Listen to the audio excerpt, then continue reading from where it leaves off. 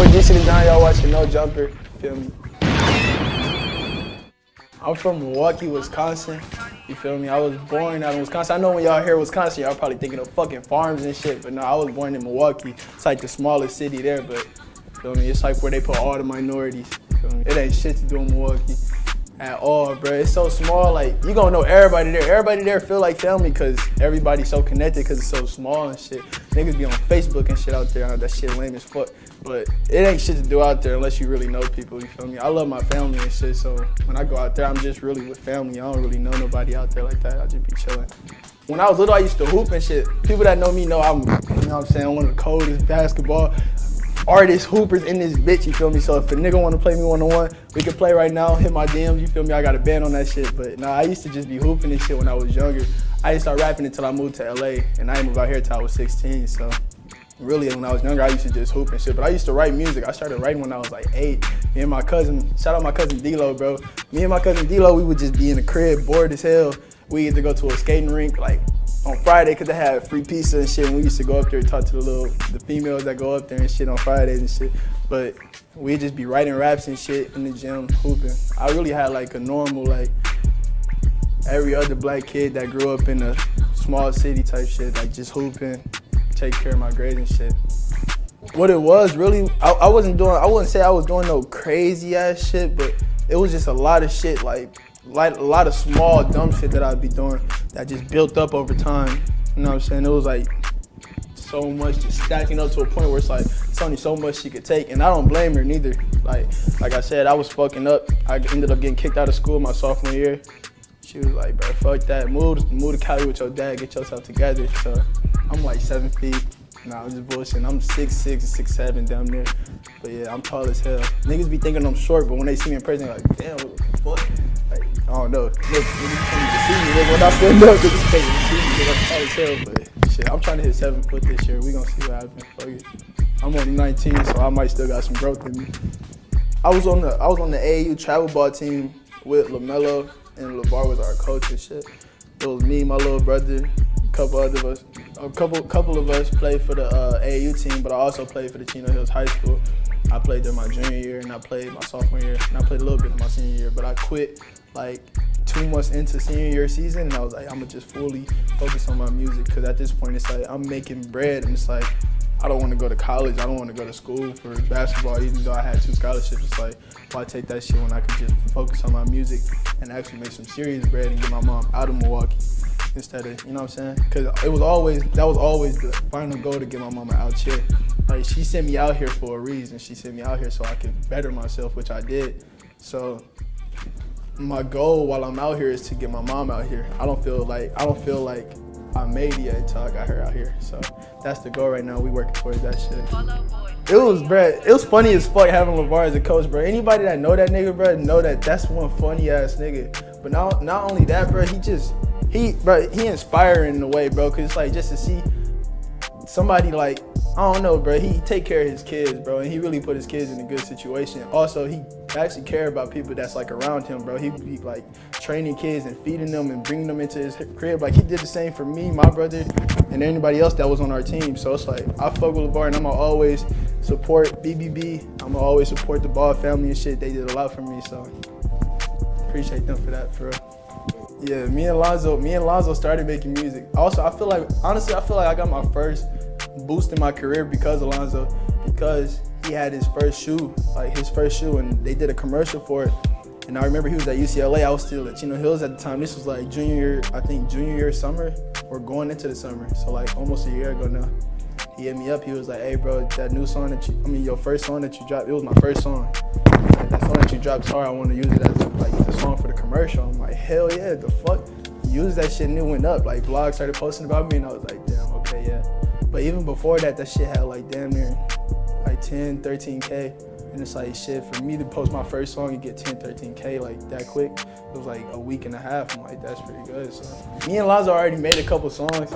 I remember the first shit we did a Free Smoke remix, the Drake song. We did that shit, and it went like low-key viral because it was Lonzo's first song. So they was like, who the fuck is this other nigga, DC Don? That brought more traction. Then he ended up dropping his album, and he asked me to feature on it. I did 2 tracks on there. That brought more traction. Then that's when I had GMFU. Put it on my Instagram. I told my fans, I'm like, I'm not dropping this shit until World start dropping. So I was like, y'all gotta spam this shit. I'm not gonna drop it until it drops. Till they drop it. They ended up reaching out to me, got the video dropped, and then ever since then, it's like, it's been up from there. I recorded my first song like a year and 2-3 months ago, and it was that song Everything 1K, the song that he used for his commercial.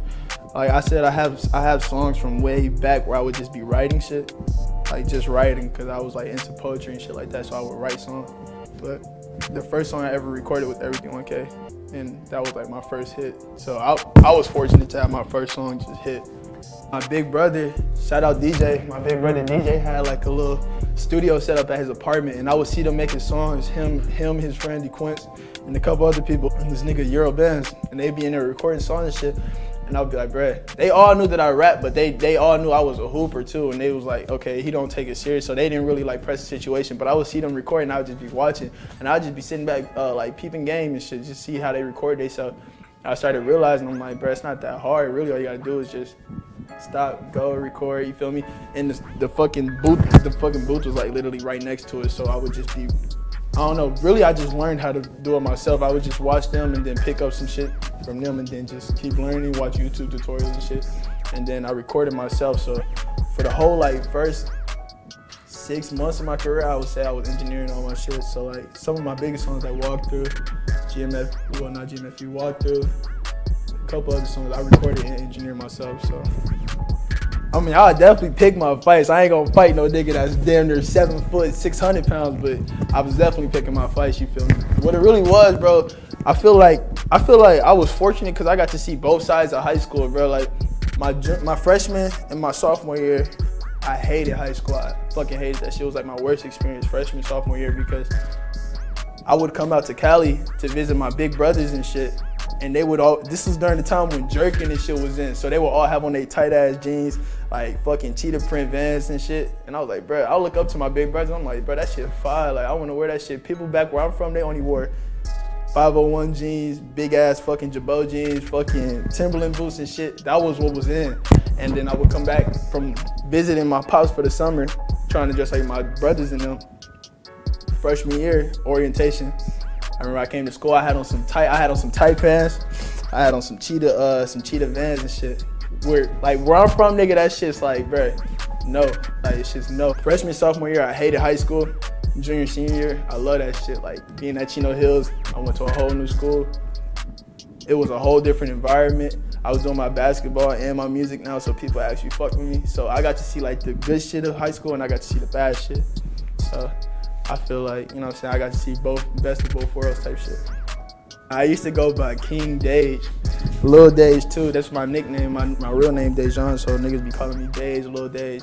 I used to go by King Dage, but nah, I think the name D said Don came from, I can't tell you when I exactly thought of it, but it stands for like Dejan. My mama told me that my name Dejan means, in biblical terms, like divine child. That's the DC.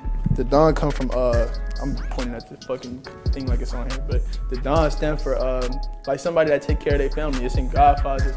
I heard a lot in Godfather. The Don is someone who take care of people, like a person that's for the people. And I feel like I'm a person that's for the people. I like helping people. I like showing people the way. I like giving people advice and shit. So that's where the DC the Don came from. After that, I was like, bruh, I'm the type of nigga, bruh, if I see some shit and I see it's working, bro, I'm gonna go with that shit. Like, after that, I just started dropping. Like, just dropping. Like, I was dropping almost every week on SoundCloud, really just SoundCloud and YouTube. And then I ended up doing my first music video. That hit like 200, 300K views. I'm like, okay, let's keep going. Boom. I ended up getting that GMFU record. Dropped it on World Star, and after that I did like 5 World Star exclusives and they all hit. So then now we here. Now I'm working on my album. I got this album almost done. Got a bunch of people working on that shit with me, so shit about to be crazy, bro. Like, we really putting our heart into this music shit. Like, niggas not taking music lightly though, like really dead ass. Like, I feel like a lot of people don't take their craft as serious as they should, but at the same time, get your money. But I'm the type of person, I like fucking with people that really care about their shit. Like, I really care about my music and shit, and I think my fans know that. So I'm about to have a lot of shit coming from, cause I be working every day. I be in the studio, bro. Ain't shit else for me. I don't really go out and shit. I don't party like that, so I'ma just be in the studio. Okay, look, this is crazy as fuck. My first actual performance, bro, I opened up for Ugly God, bro. Like damn near a year ago at this point, like probably like 10, I think it was like 10, 11 months ago, damn near a year now. Bro, it's crazy because I opened up my first show from him, and it wasn't like a paid open up neither. It was like I knew the promoter asked me to come do it and shit, and I was like, damn, that's love. I did that show. People was fucking with me from that show. And of course, Ugly God didn't know who the fuck I was at the point. But a couple, like, I would say like a month ago, he hit me up. He was like, he fucking with my music and shit. And I told him, like, bro, I opened up my first show for you. That shit crazy. But now we worked on some shit. I got some shit coming on his album, and he got some shit on my album. So shit, I'm doing something right. Feel me? I moved to LA as soon as I graduated, bro. Like as soon as I got out of high school, bro. I think before I graduated, cause like it was like a week left of school that I was just coming from LA back to Chino Hills.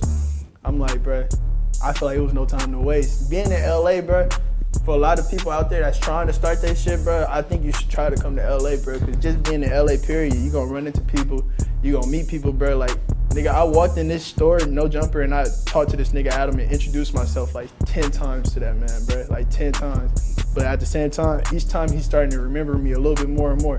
Now he's seeing what the fuck I was doing, and he was like, okay, that's that kid. Just being like shit like that, small shit like that, being in LA, it opens up so many opportunities because everybody out here is trying to do the same. If they're not trying to do the same shit that you're trying to do, it's probably in the same field. It probably has something to do with something that you're doing, you feel me, or they know somebody that can help you. So I feel like try to invest in yourself to come to LA, bro. Like, it suck out here. It really do suck out here. You can't find, you know what I'm saying, no love out here. Don't trust no females out here. But come out here for business, for real. Because that shit'll get you right.